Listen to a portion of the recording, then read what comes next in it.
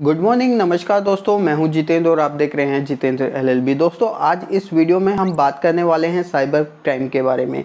अगर किसी के साथ कोई साइबर फ्रॉड हो जाता है, जैसे क्रेडिट कार्ड का फ्रॉड हो गया, बैंक में कोई फ्रॉड हो गया या अन्य प्रकार का कोई भी फ्रॉड होता है, तो उसकी ही सारी डिटेल इस वीडियो में आपको मिलने वाली है। और बता देते हैं, जो लोग हमारे चैनल पर न्यू विजिटर हैं वो चैनल को सब्सक्राइब कर लीजिए, साथ में बेल आइकन को प्रेस कर दीजिए। चलिए वीडियो शुरू करते हैं।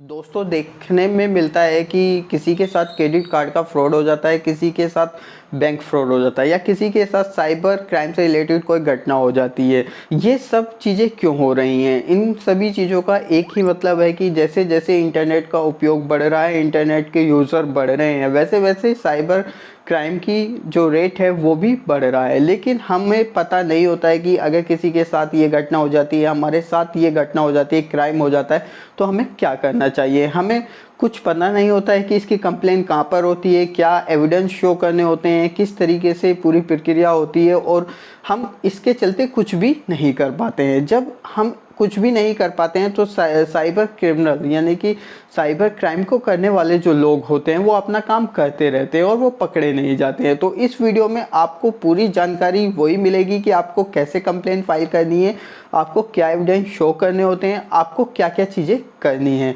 तो वीडियो पर बने रहिए, वीडियो को देखते रहिए। दोस्तों, अब जान लेते हैं कि साइबर क्राइम को रोकने के क्या क्या उपाय हो सकते हैं, कैसे साइबर क्राइम को रोका जा सकता है।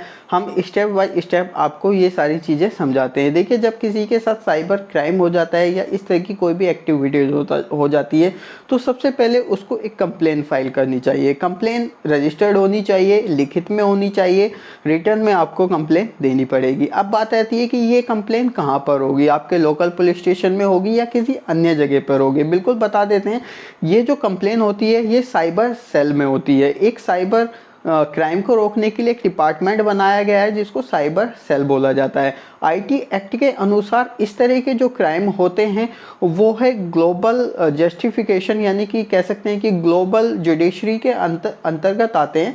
तो इसकी जो कंप्लेन है आप भारत में किसी भी साइबर क्राइम सेल जो होती हैं वहाँ पर कर सकते हैं। सपोज करिए आप अपने जो आपका होम टाउन है, होम सिटी है, उसको छोड़कर कहीं दूसरी जगह पर गए हुए हैं और आपके साथ ये अपराध हो जाता है। तो आप, ऐसा नहीं है कि अपने होम टाउन में आके उसकी कंप्लेंट को करें या वहाँ पर नहीं कर सकते हैं।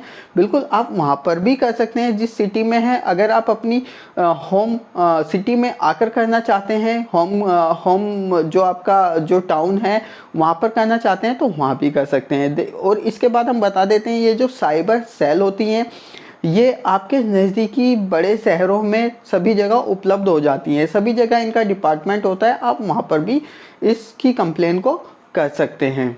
तो दोस्तों, अब आगे बताते हैं कि जो ये साइबर सेल होती हैं ये सभी शहरों में होती हैं। आपके नज़दीकी किसी भी शहर में आपको मिल जाएगी, वहाँ पर जाकर आप अपनी कंप्लेन करा सकते हैं। और अभी की बात करें तो भारत के सभी बड़े शहरों में और छोटे शहरों में, जो भी आपके नज़दीक में शहर होता है या टाउन होता है, उसमें ये साइबर सेल आसानी से मिल जाती है। इसके बाद बात करते हैं कि अगर आपको पता नहीं है कि आपके नज़दीक में साइबर सेल कहाँ पर है, तो आप अपने लोकल पुलिस स्टेशन में जाइए और उनसे बोलिए कि मेरे साथ ये अपराध हो गया है और मुझे साइबर सेल में कंप्लेन रजिस्टर्ड करानी है, तो आप मुझे उसका एड्रेस दे दीजिए। बिल्कुल आपकी पुलिस सहायता करेगी और आपको उसका एड्रेस मिल जाएगा। आप वहाँ पर जाकर इसकी कंप्लेन को करा सकते हैं। इसके बाद अगर आप किसी भी अदर सिटी में हैं तो वहाँ पे भी करा सकते हैं, ऐसी कोई दिक्कत नहीं आएगी आपको।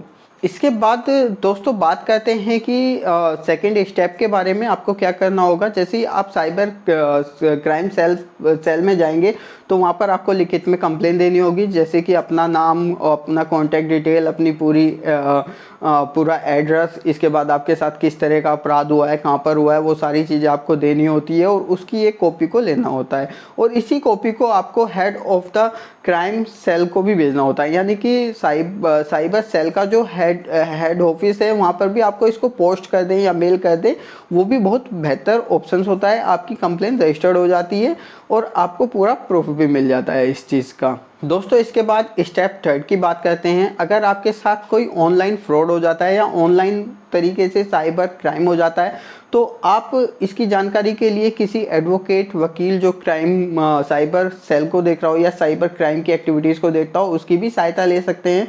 अगर आप खुद से करना चाहें तो खुद से भी कर सकते हैं। आप अपने लोकल पुलिस स्टेशन में जाके भी कंप्लेन करा सकते हैं, जिसके लिए आपको कुछ एडिशनल डॉक्यूमेंट देने होते हैं। उन डॉक्यूमेंट के या उन एविडेंस के बिहाफ पर आपकी रिपोर्ट को दर्ज कर लिया जाता है और आपकी पूरी सहायता की जाती है।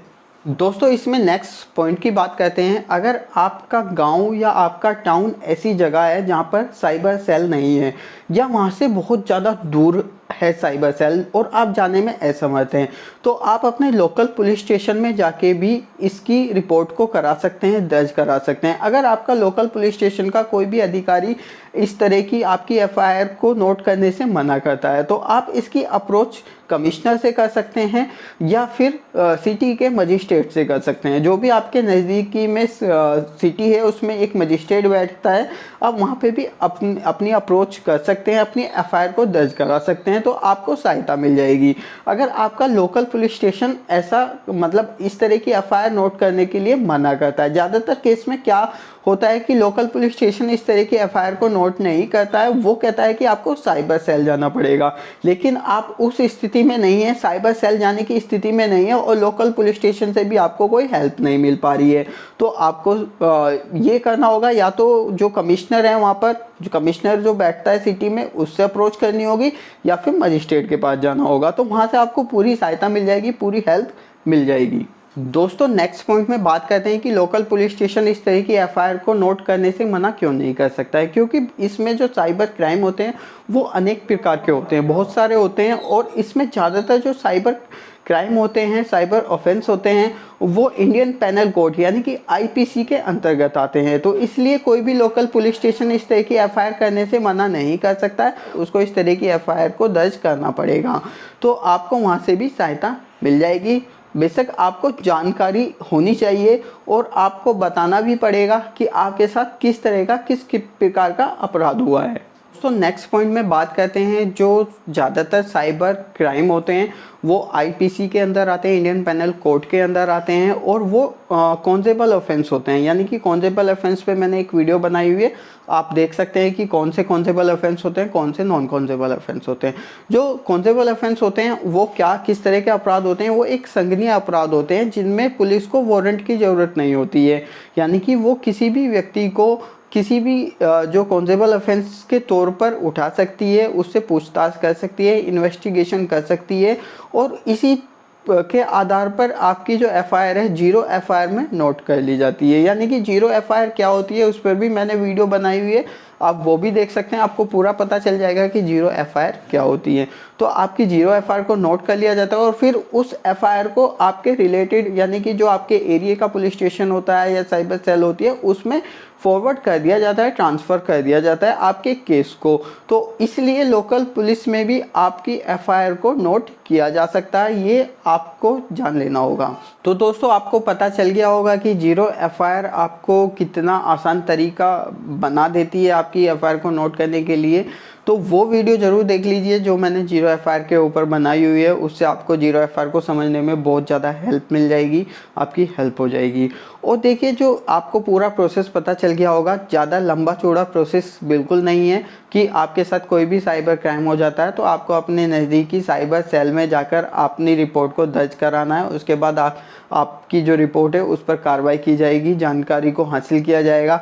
जो भी आपसे एविडेंस मांगे जाते हैं, जिस तरह का भी फ्रॉड होता है वो आपको देने होते हैं, आप वो एविडेंस जमा करा दीजिए। कुछ समय लगेगा और पूरी जांच पड़ताल के बाद आपका रिजल्ट आ जाएगा। आपके केस में क्या चल रहा है वो भी आपको पूरी अपडेट दी जाएगी, यानी कि जो साइबर सेल होती है उसकी साइड से। और आप अपनी ऑनलाइन अगर रिपोर्ट करना चाहते हैं तो वो भी इसमें कर सकते हैं, कोई मेल के माध्यम से भी कर सकते हैं। दोस्तों आपको पूरी जानकारी हो गई होगी कि साइबर फ्रॉड होने के बाद आपको क्या करना है।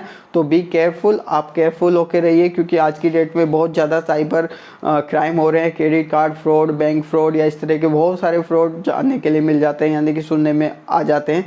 तो आपको बी केयरफुल, पूरा केयरफुल होकर रहना है कि आपके साथ इस तरह की कोई भी घटना ना हो जाए। Thank you for watching this video.